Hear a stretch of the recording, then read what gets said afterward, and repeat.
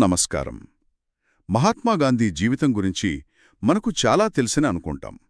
కాని ఆయన ఆత్మకథ సత్యశోధనలో కొన్ని అంతగా తెలియని కొంచెం సంక్లిష్టమైన విషయాలు కూడా ఉన్నాయి.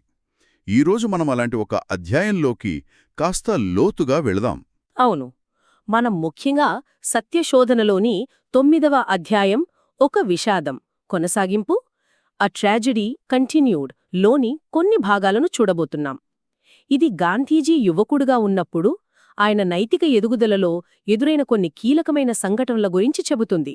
ఈరోజు మన చర్చ ముఖ్య ఉద్దేశం ఏంటంటే గాంధీజీ వ్యక్తిగత పోరాటాలు, ముఖ్యంగా మాంసాహార ప్రయోగం, దాని వెనుక ఉన్న స్నేహితుడి ప్రభావం, ఆ తర్వాత వచ్చిన నైతిక సవాళ్లు, ఆయన వైవాహిక జీవితం మీదది ఎలా పనిచేసింది, వీటన్నిటినుంచి ఆయన ఏం నేర్చుకున్నారు అనేది అర్థం చేసుకోవటం. నిజమే, ఇది చాలా ఆసక్తికరమైన విషయం కూడా. ఎందుకంటే మొదట్లోనే గాంధీజీ ఒక పెద్ద సంఘర్షణ ఎదుర్కొన్నారు. ఒకవైపేమో సంస్కరణ చేయాలి, దేశాన్ని మార్చాలి, తాను మారాలి అనే ఉత్సాహం. అవును.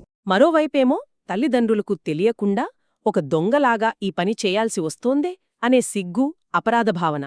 ఈ రెండిటి మధ్య ఆయన బాగా నలిగిపోయినట్లు రాసుకున్నారు. సరే, ఆ మొదటి ప్రయోగం దగ్గరికి వద్దాం.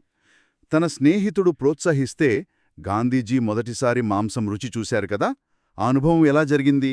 ఆయన చెప్పిన దాని ప్రకారం స్నేహితుడితో కలిసి నది ఒడ్డున ఒక ఏకాంత ప్రదేశానికి వెళ్లారట. అక్కడ మేక మాంసం, బేకర్ రొట్టె పెట్టారు.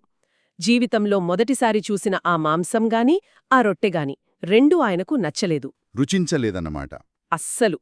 ముఖ్యంగా ఆ మేక మాంసం ఎలా ఉందంటే తోలులా గట్టిగా ఉండి తినడానికి చాలా కష్టంగా అనిపించిందట. తిన్న కాసేపటికే కొంచెం ఒంట్లో బాగోనట్టనిపించి తినడం మానేశారు. కాని ఇక్కడ మనం అర్థం చేసుకోవాల్సిన ఒక నేపథ్యముంది. ఏమిటది? అంటే కేవలం రుచి చూడాలనేనా, లేక వేరే కారణముందా? కేవలం కుతూహలం కాదు. ఆ రోజుల్లో కొంతమంది యువకులు, ముఖ్యంగా పాశ్చాత్య విద్య చదివినవాళ్లు ఏమనుకునేవారంటే భారతీయులు బలహీనంగా ఉండటానికి కారణం మాంసం తినకపోవడమే అని. ఓ బ్రిటిష్ వాళ్లలా బలంగా ఉండాలంటే మాంసాహారం తినాలి, అది దేశాన్ని సంస్కరించడం లాంటిది, అది మన కర్తవ్యం అని గట్టిగా నమ్మేవాళ్లు. గాంధీజీ స్నేహితులు కూడా ఇదే ఆలోచనతో ఆయన్ని బాగా ప్రభావితం చేశాడు. అంటే ఇది ఆహారపు అలవాటు మార్చుకోవడం మాత్రమే కాదు, వాళ్ల దృష్టిలో అది ఒక సంస్కరణ. అబ్బో, అంటే అంత ఇబ్బంది పడి ఆ రాత్రి పీడకల వచ్చిందని కూడా రాశారు కదా, బతికున్న మేక కడుపులో అరుస్తున్నట్లు అనిపించిందని. ఇంత జరిగినా మళ్ళీ ఎందుకు ప్రయత్నించినట్టు? ఆ సంస్కరణ అనే భావన అంత బలంగా ఉండిందా ఆ వయసులో? అవును, ఆ అంతర్గత పోరాటం చాలా తీవ్రంగా ఉంది. పీడకల వచ్చినప్పుడు బాధపడినా, పశ్చాత్తాపపడినా మరుక్షణమే కాదు, ఇది నా కర్తవ్యం, నేను బలంగా తయారవ్వాలి, దేశం కోసం ఇది అవసరం అని తనకు తాను సర్ది చెప్పుకున్నాడు. దీనికి తోడు ఆ స్నేహితుడు వదలలేదా? అస్సలు వదల్లేదు. అతను చాలా పట్టుదల గలవాడు. మాంసంతో రకరకాల రుచికరమైన వంటకాలు చేయించి చాలా అందంగా వడ్డించడం మొదలుపెట్టాడు. నది ఒడ్డులాంటి చోట కాకుండా ఏకంగా ఒక రాజభవనంలోని భోజనశాలలో అక్కడి వంటవాడితో మాట్లాడి మరీ విందులేర్పాటు చేశాడు. అంటే ఈ ఎత్తుగడ పనిచేసిందనమాట. ఆ వంటకాల రుచి నచ్చిందా? నెమ్మనిగా పనిచేసింది. క్రమంగా గాంధీజీకి ఆ రొట్టెలపైయున్న అయిష్టత పోయింది. మేకల పట్ల మొదట్లో కలిగిన జాలి కూడా కొంచెం తగ్గింది. మాంసం ముక్కలు తినకపోయినా మాంసంతో చేసిన వంటకాల రుచి అది నచ్చడం మొదలైంది. ఇది దాదాపు 1 సంవత్సరం జరిగిందని, కాని నిజానికి ఓ అరడజన్ సార్లు మాత్రమే ఈ విందులు జరిగాయని గాంధీజీ చెప్పారు. సంవత్సర కాలంలో కేవలం 6 సార్లేనా? ఎందుకని అంత అరుదుగా జరగడానికి కారణం? ప్రధానంగా 2 కారణాలు కనిపిస్తున్నాయి. ఒకటి, ఆ రాజభవనం లాంటి చోటు రోజూ దొరికేది కాదు కదా. 2, ఆ మాంసం వంటకాలు చాలా ఖరీదైనవి. అవును, అప్పట్లో వాటిని తరచుగా ఏర్పాటు చేయడం స్నేహితుడికి కూడా కష్టమయ్యేది. గాంధీజీ దగ్గర అస్సలు డబ్బుల్లేవు. స్నేహితుడే ఎక్కడనుంచో సర్దుబాటు చేసేవాడు.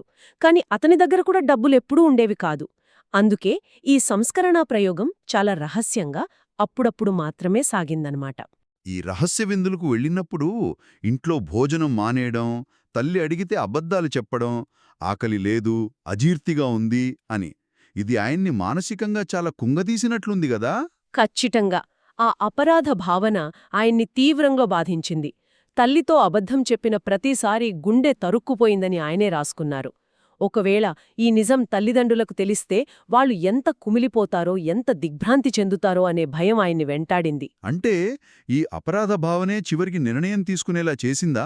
మాంసం తినడం కంటే అబద్ధం చెప్పడం ఎక్కువ పాపం అనిపించిందా? సరిగ్గా అదే జరిగింది. ఆయన ఇలా ఒక నిర్ణయానికొచ్చారు. మాంసం తినడం దేశానికి అవసరం కావచ్చు, అది సంస్కరణే కావచ్చు. కాని దానికోసం కన్న తల్లిదండ్రులను మోసం చేయడం, వాళ్లకి అబద్ధాలు చెప్పడం, ఇది మాంసం తినకపోవడం కంటే ఘోరమైన పాపం. కాబట్టి వాళ్లు బ్రతికి ఉన్నంతకాలం నేను మాంసం ముట్టుకోను. వాళ్లు లేనప్పుడు నాకు స్వేచ్ఛ వస్తుంది. అప్పుడు అవసరమైతే బహిరంగంగా తింటాను కాని ఇలా దొంగచాటుగా మాత్రం చెయ్యను. కుండానే పోయింది. అయితే ఇక్కడ గమనించాల్సిందేంటంటే, అవును, ఇక్కడ గాంధీజీ చేసిన ఆత్మవిమర్శ చూడాలి. ఆయన మాంసం మానేసింది అది అనారోగ్యకరమనో లేక జీవహింసానో కాదు. కేవలం తల్లిదండ్రులకు అబద్ధం చెప్పకూడదు అనే ఒక పవిత్రమైన ఉద్దేశంతో. కాని ఆయన ఆ స్నేహితుడి సాంగత్యాన్ని మాత్రం వదలలేదు. అదే కదా కీలకం. అతన్ని సంస్కరించాలనే నా ఉత్సాహం చివరికి నాకే వినాశకరంగా మారింది అని ఆయనే అంటారు కదా తర్వాత. అవును, ఆ విషయం ఆయనకప్పుడు పూర్తిగా అర్థం కాలేదు. దానికి ఇంకా సమయం పట్టింది. ఇక్కడే ఆయన సత్యశోధనలోని ఒక ముఖ్యమైన కోణం కనిపిస్తుంది. మనం చేసే బయటి పనులే కాదు, మన అంతర్గత ఉద్దేశ్యాలు, రహస్యంగా చేసే పనులు కూడా మన నైతికతను ఎలా ప్రభావితం చేస్తాయో ఆయన ఇక్కడ గ్రహించడం మొదలుపెట్టారు. ఇది భవిష్యత్తులో ఆయన నమ్మిన పారదర్శకతకు, సత్యనిష్టకు ఒక రకంగా పునాది వేసిందని మనమనుకోవచ్చు. మాంసం తినడం ఆపారు, అంతవరకు బాగానే ఉంది. కాని అదే స్నేహితుడితో సాంగత్యం కొనసాగించడం వల్ల ఆయన నైతిక ప్రయాణం ఇంకెలాంటి మలుపులు తిరిగింది? ఆ స్నేహితుడి ప్రభావం అక్కడితో ఆగిపోయిందా లేక ఇంకా కొనసాగిందా? ఆగలేదు. నిజం చెప్పాలంటే ఆ ప్రభావం గాంధీజీని మరో పెద్ద నైతిక సంక్షోభంలోకి నెట్టింది. అదే స్నేహితుడు ఒకసారి గాంధీజీని బలవంతంగా ఒక వ్యభిచార గృహానికి తీసుకెళ్లాడు. అయ్యో! అవును, ముందే అన్ని ఏర్పాట్లు చేసి డబ్బులు కూడా ఇచ్చేశాడట. గాంధీజీ లోపలికి వెళ్లారు. కాని ఆయన మాటల్లోనే చెప్పాలంటే, నేను పాపం చేసే స్థితిలోకి వెళ్ళినా కూడా దేవుడు తన అనంతమైన దయతో నన్ను ఆ క్షణం కాపాడాడు. అక్కడేం జరిగిందసలు? అంటే ఎలా బయటపడ్డారు? ఆ వాతావరణంలో ఆ స్త్రీ పక్కన మంచం మీద కూర్చున్న గాంధీజీకి నోట మాట రాలేదట. కళ్ళు సరిగా కనబడనట్టు, చెవులు వినబడనట్టు అయిపోయారట. ఆయన అలా మౌనంగా ఉండిపోవడంతో ఆ స్త్రీకి విసుగొచ్చి, సహనం కోల్పోయి ఆయన్ని తిట్టి, అవమానించి బయటకు పంపించేసిందట. ఓ!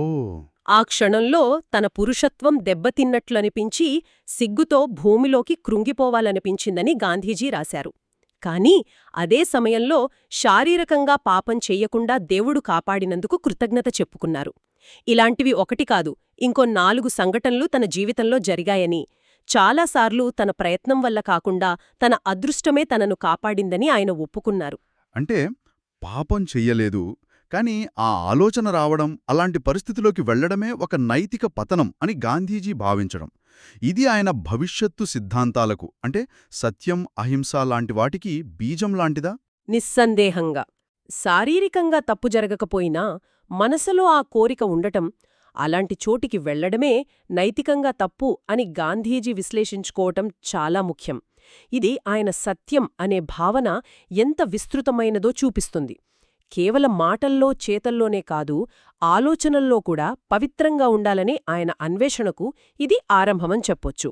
స్వేచ్ఛా సంకల్పం, విధి, పరిస్థితుల ప్రభావం ఇవన్నీ ఎంత సంక్లిష్టమైనవో, ఒక రహస్యంలాంటివో అని కూడా ఆయన అన్నారు. అయితే ఇంత జరిగినా కూడా ఆ స్నేహితుడి సాంగత్యంలో ఉన్న పూర్తి ప్రమాదాన్ని ఆయన అప్పటికి గ్రహించలేకపోయారు. ఆ స్నేహితుడి అసలు రంగు బయటపడటానికి ఇంకా కొన్ని చేదు అనుభవాలు అవసరమయ్యాయని ఆయనే తర్వాత రాసుకున్నారు. ఈ స్నేహితుడి ప్రభావం కేవలం ఈ వ్యక్తిగత విషయాలకే పరిమితం కాలేదు కదా, ఆయన వైవాహిక జీవితం మీద కూడా చాలా తీవ్రంగా పడింది అని రాశారు. అవును అని ఈ కథలో మరో విషాదకరమైన భాగం. తన భార్య కస్తూర్బాతో తనకున్న గొడవలకు, ముఖ్యంగా తనలోని అసూయకు ఒక ప్రధాన కారణం ఖచ్చితంగా ఈ స్నేహితుడి సాంగత్యమేనని గాంధీజీ చాలా స్పష్టంగా చెప్పారు. తాను భక్తిగల భర్తనే అయినా అదే సమయంలో చాలా అసూయపరుడని, ఈ స్నేహితుడు తన భార్య మీద లేనిపోయి అనుమానాలు రేకెత్తించి ఆ మంటలను ఇంకా రాజేశాడని ఆయన ఎంతో పశ్చాత్తాపంతో ఒప్పుకున్నారు. అంటే స్నేహితుడు చెప్పిన మాటలు గుడ్డిగా నమ్మేసి కస్తూర్బాను అనుమానించేవారా? అంత తేలిగ్గా? దురదృష్టవశాత్తు ఆ వయసులో అదే జరిగింది. ఆ స్నేహితుడి నిజాయితీని తాను ఎప్పుడూ ప్రశ్నించలేకపోయానని, అతనిచ్చిన తప్పుడు సమాచారం ఆధారంగా ప్రవర్తించి తరచూ తన భార్యను అనవసరంగా బాధపెట్టినందుకు తనను తాను ఎప్పటికీ క్షమించుకోలేనని గాంధీజీ చాలా ఆవేదనతో రాశారు. ఆనాటి సమాజంలో భర్త అనుమానిస్తే భార్య పరిస్థితి ఎంత దయనీయంగా ఉంటుందో గాంధీజీ మాటలు వింటే అర్థమవుతుంది. ఆ నిస్సహాయతను ఆయన ఎలా వర్ణించారు? చాలా స్పష్టంగా బాధతో వర్ణించారు. బహుశా ఒక హిందూ భార్య మాత్రమే ఇలాంటి కష్టాలని సహించగలదు. అందుకేనేమో స్త్రీని సహనానికి ప్రతిరూపంగా నేను భావించాను అని అన్నారు. ఇంకా వివరిస్తూ, తప్పుగా అనుమానించబడిన ఒక పనివాడు ఉద్యోగం మానేసి వెళ్ళిపోవచ్చు, కొడుకు తండ్రి ఇంటిని వదిలి వెళ్ళిపోవచ్చు, స్నేహితుడు స్నేహాన్ని తెంచుకోవచ్చు, కానీ భార్య భర్తే అనుమానిస్తే భార్యకు దిక్కేముంది? ఆమె ఎక్కడికి వెళ్ళగలదు? ఆనాటి హిందూ సమాజంలో భార్య కోర్టుకు వెళ్లి విడాకులడిగే పరిస్థితి లేదు. చట్టమామెకి ఎలాంటి రక్షణ ఇవ్వదు. తన ప్రవర్తన వల్ల తన భార్యను అంతటి నిరాశలోకి నెట్టినందుకు తన్ను తాను ఎప్పటికీ మర్చిపోలేనని, క్షమించుకోలేనని గాంధీజీ బాధపడ్డారు. ఈ అనుభవం, భార్య పట్ల తాను ప్రవర్తించిన ఆ తీరు, బహుశా తర్వాత కాలంలో ఆయన అహింస అనే భావనను కేవలం శారీరక హింసకే కాకుండా మానసిక హింసకు కూడా వర్తింపచేయడానికి దోహదపడిందేమో. మరి ఈ అనుమానాలు, భార్య పట్ల ఈ రకమైన ప్రవర్తన ఎప్పుడు మారాయి? అహింస గురించి ఆయనకు కలిగిన అవగాహనతో దీనికేమైనా సంబంధం ఉందా? గాంధీజీ చెప్పిన దాని ప్రకారం అహింస అనే భావనను దాని పూర్తి అర్థంలో అన్ని కోణాల్లోనూ ఆయన ఎప్పుడైతే లోతుగా అర్థం చేసుకున్నారో అప్పుడే ఈ మార్పు వచ్చిందట. అప్పుడే ఆయనకు బ్రహ్మచర్యం యొక్క గొప్పతనం కూడా తెలిసింది. భార్య కేవలం భర్త సొత్తు కాదు, బానిస కాదు అని. ఆమె ఒక సహచరి, సహాయకురాలు, జీవితంలోని సుఖదుఖాల్లో సమాన భాగస్వామి అని ఆయనకర్థమైంది. ఆ తర్వాతే ఆ మార్పు వచ్చిందన్నమాట. అవును. తన జీవిత మార్గాన్ని ఎంచుకునే స్వేచ్ఛ భర్తకు ఉన్నట్లే ఆమెక్కూడా ఉందని ఆయన గ్రహించారు. ఈ తాత్విక పరిణతి వచ్చాకే ఆయనలో ఆ అసూయ, అనుమానం అనేవి పూర్తిగా పోయాయట. అయినా సరే ఆ పాత చీకటి రోజులు, తన అనుమానాలు గుర్తుకొచ్చినప్పుడల్లా తన అవివేకం, కామంతో కూడిన ఆనాటి క్రూరత్వం పట్ల ఆయనకు తీవ్రమైన అసహ్యం కలిగేదని, ఆ స్నేహితుడి పట్ల తాను చూపిన గుడ్డి భక్తికి ఎంతో విలపించేవారని రాసుకున్నారు. అద్భుతం కాదుగాని చాలా లోతైన విశ్లేషణ. ఈరోజు మనం గాంధీజీ తొలి జీవితంలోనే ఒక సంక్లిష్టమైన, చాలా వ్యక్తిగతమైన అధ్యాయాన్ని పరిశీలించాం. ఆయన ఎదుర్కొన్న నైతిక సంఘర్షణలు, ఆ స్నేహబంధం యొక్క శక్తివంతమైన, కొన్నిసార్లు ప్రమాదకరమైన ప్రభావం, తరువాత అహింస, సత్యం వంటి ఉన్నత భావనలను అర్థం చేసుకోవడం ద్వారా ఆయన చేసిన ఆ స్వీయ శోధన ప్రయాణం అదంతా చూశాం. ఖచ్చితంగా.